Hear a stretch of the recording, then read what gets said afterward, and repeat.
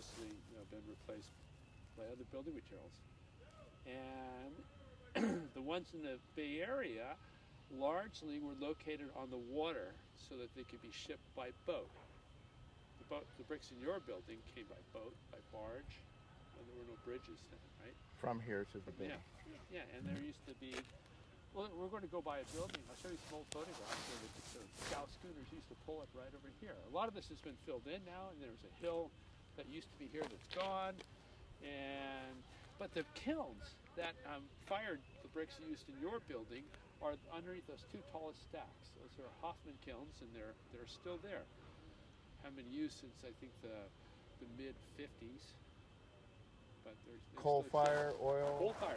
It's funny. The coal is still left on top of them from the last day. They just said, "Okay, guys, go home," and they didn't fire them up again. Switched to a different type of coal. Huh. And where the coal came from? Like, I don't know. I've wondered about that. Or something, or? The mine coal in the East Bay. That was a low quality coal. You can go see the coal mines in the East Bay. It's up near Antioch in Pittsburgh. Yeah, so they mined coal there, but I don't know to what extent it was, what purposes it was used. Different kinds of coal for different things. And certainly that would have been the closest. Very cool. So mining used to be a hill over there where the trees are farther than that. And a mile or so away, where for some decades the major mine was, and this railroad would bring the clay to the brick yard to make bricks out of it. Where did the family live back in the day when things first started out? What? Where did the family live? Well, you had 2,700 acres here. Yeah. So there was a state park called NcNear's Beach. Yeah. And that was a compound, and there were a lot of houses there. And I know that some of my family lived there. Oh, you know what? There's in that subdivision on the other side of that hill, there remains a really neat old, it was called the ranch house. It's kind of a ranch mansion that was my great-grandfather's house.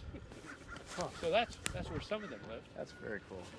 You can go up there and see it if you want. Yeah. On the way out of here, go up Knight Drive, and it's on the left. KNIGHT. Yep, just after Castlewood. All right. Okay, so nowadays, bricks used to be a building material, and they strive for perfection. Everything make it uniform, and now it's just the opposite. People use brick for aesthetic reasons only, and strive for imperfection. At least that's what we do. We make a range of products. Some of our stuff, like those tannish colored ones over there, are trying to be perfect, square, uniform in color, but mostly what we sell today is the stuff that has variation. It's matching historic bricks and that sort of thing. It's the old look, but it's new. Yes, exactly. Strive for imperfection. I like that quote. I'm going to put that on our trucks. Yes. Yeah. I like it. And the other big thing that doesn't really affect you guys at all is hopefully I can achieve the brick world is changing to thin brick. It's no longer a thick veneer product. It's waterproofers don't like thin brick. They don't? No. Why? Because you glue them to a precast panel, and then you hang them on a building, and you say it's never going to leak. But then the panel cracks, and the brick has no way to keep water out. It's too thin. Yeah. It's not your problem, I know. It's my problem. Get a better panel. Yeah. Okay. So guys, loading the kiln that made your bricks. That's a Hoffman kiln. Here they are building the Hoffman kiln. Oh my God. It mentioned in that little thing, that PDF thing that I found, that there was already an operation here. Yeah, the 410 Brick Company. They were on the same location. How long were they?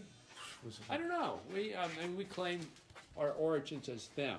So we go back to 1868 or something like that. And that's when they started? Well, that's how long my family owned the property. Got it. So we figured, they were already there. We'll just because we don't know. Huh? Nobody's around from that time. Yeah. Wow.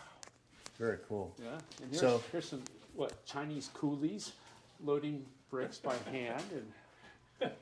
What were those wooden shoes? Who used those? Those are recent. Those I don't. This is kind of our brick museum, but those are not old. Those were by walking on hot surfaces. But these the brick molds are old. They were used to make bricks. Wow. Brick mold. Oh yeah. Look at that. Okay, so one of this one, this is an old one. Those bricks that we call, we have a whole series of historic looking bricks called sand molds. And this is a sand mold, an actual thing. When they would put wet mud, really wet mud into here, and they'd screed off the top, and then turn it upside down and thump it on a plank. And I think there's some pictures of somewhere around, maybe not on the walls, but they'd just be planks of bricks laid on them. And they're still made this way in other parts of the world today. You see, in Nepal, all these fields with bricks laying on the ground. They were made with something like this. But sticky mud doesn't want to leave a cavity.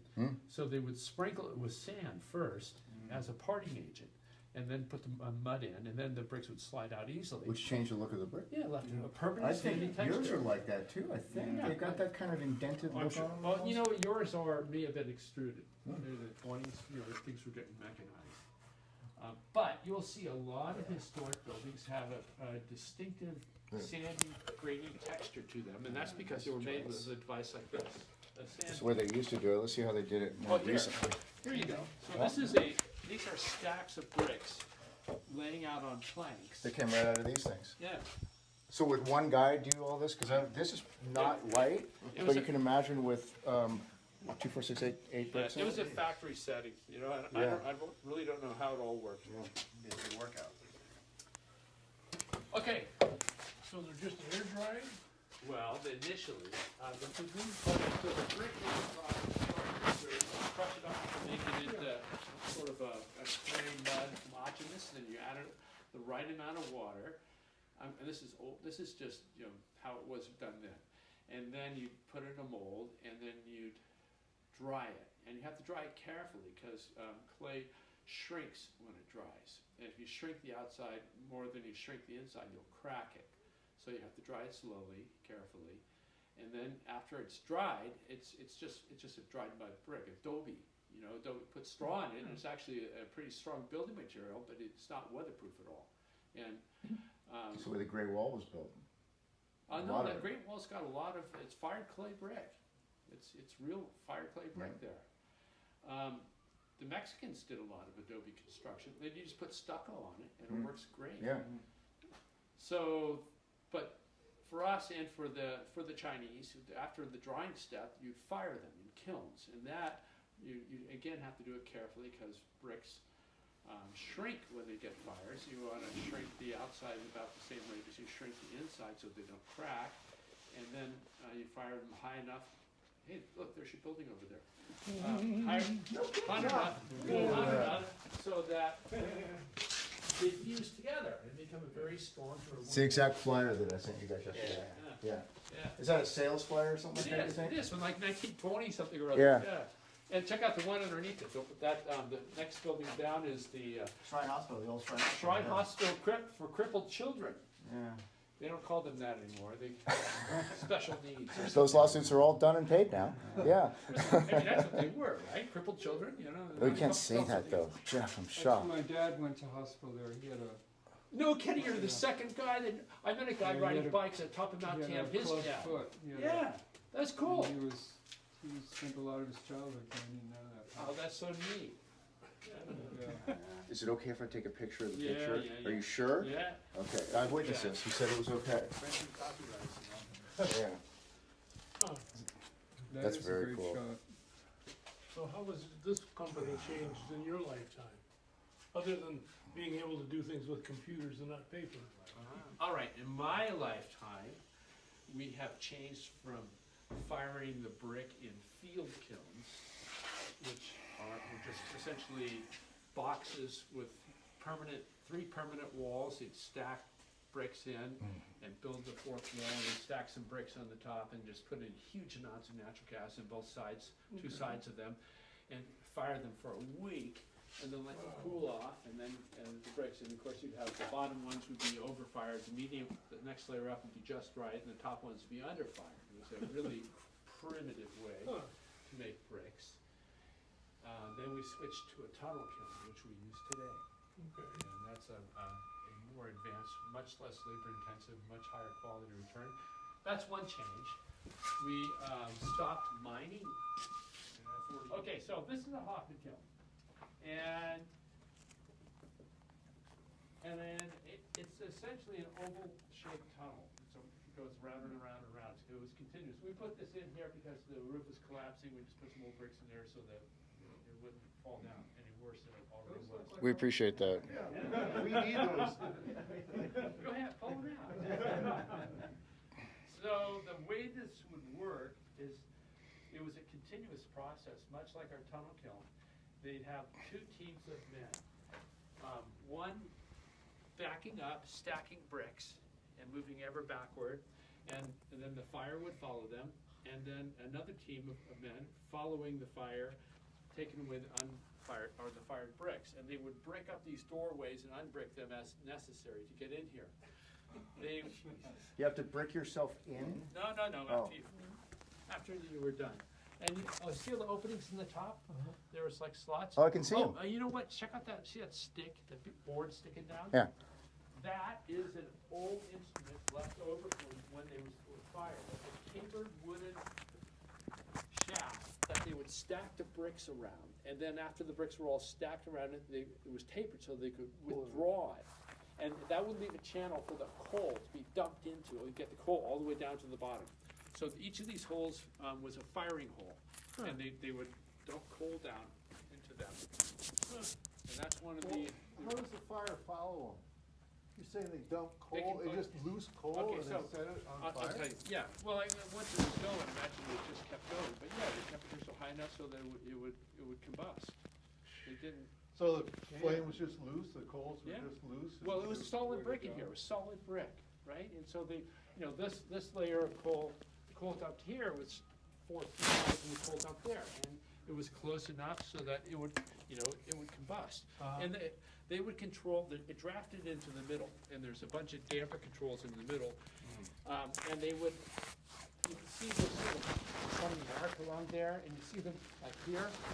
Paper baffles, and the cover is still up there on top of it. They cut paper to exactly match the area of this tunnel, and they would use mud. You still see the fired mud to attach the paper to it, creating an air barrier. So they would compartmentalize it with these combustible barriers, and in this way they could control the airflow. And so they'd have the fresh air coming from that direction where the bricks are already fired.